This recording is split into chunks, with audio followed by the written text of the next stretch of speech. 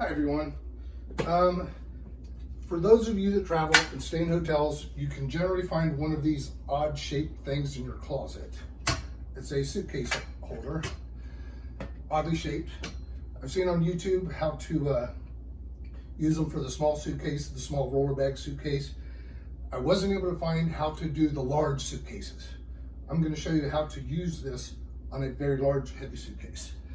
So you take the suitcase, the tall part of the luggage rack towards the back. The wheels on your suitcase, you want it towards the back. And place it directly in the center of the stand. How's this going to work? Well, first let me fully unzip the bag. And I'll show you.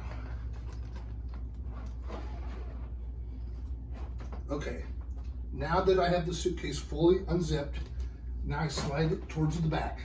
Actually, here's what I do.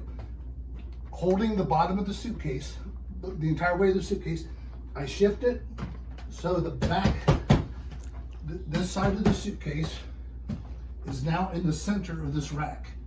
Then you lift that over and it's dead center on that rack. And the weight of both sides of the fully stuffed 70-pound suitcase supports itself.